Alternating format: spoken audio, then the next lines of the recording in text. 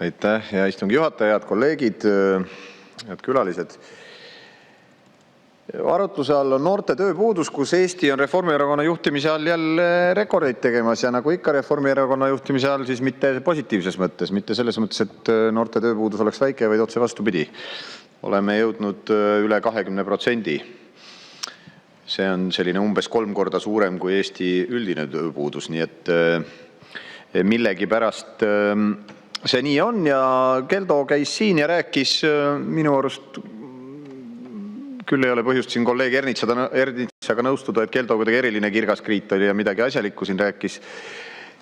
Aga ma pühendun ühele konkreetsele lõigule meie tänasest vestlusest Keldoga, kui ma küsisin tema käest, et valitsus ju samal ajal on muutmas seadusi, mis võimaldavad välistööjõudu veel rohkem sisse tuua, võimaldavad välistööjõul siin paindlikumalt liikuda ja pikemalt inimestel Eestis viibida ka juhul, kui nad peaksid töö kaotama.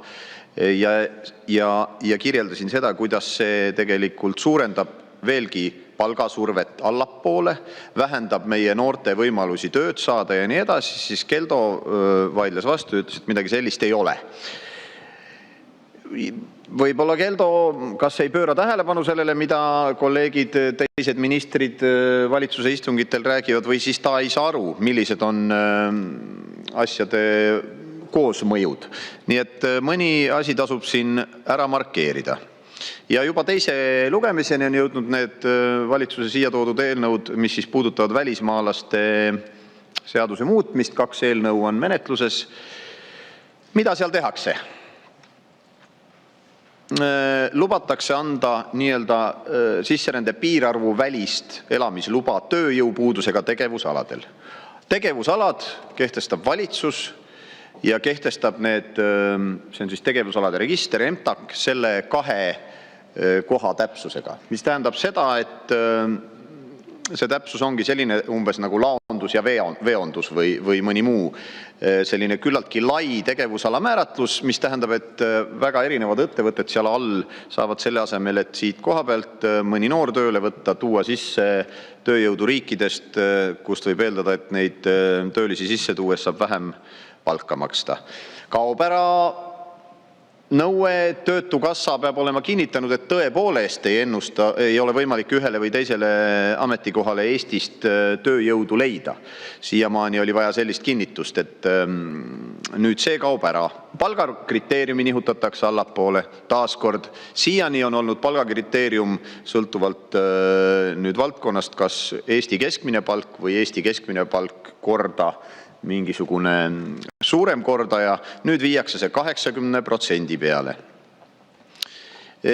Lisaks muudetakse oluliselt paindlikumaks seda, et kui siia sisse toodud töötaja soovib töökohta vahetada, ütleme, et ta tuligi sisse siia selliselt, et ettevõtja põhjendas, et on tõesti oskustööline ja Eestist ei ole võimalik sellist leida, natuke aega töötab sellel tööl ja kas vahetab tööandjat või vahetab tööandja juures töökohta ja saabki edasi töötada.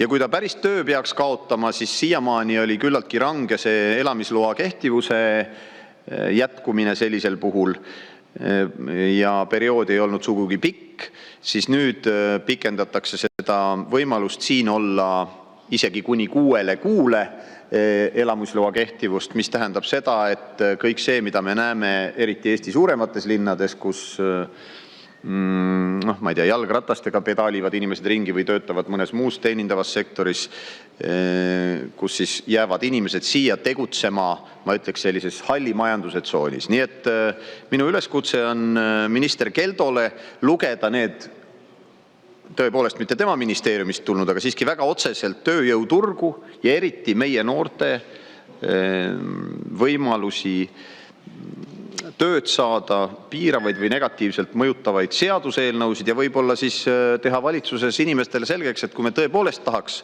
noorte tööl käimise olukorda parandada, siis tuleks need eelnõud menetlusest välja võtta. Soovin Keldole selles edu. Aitäh! Aitäh!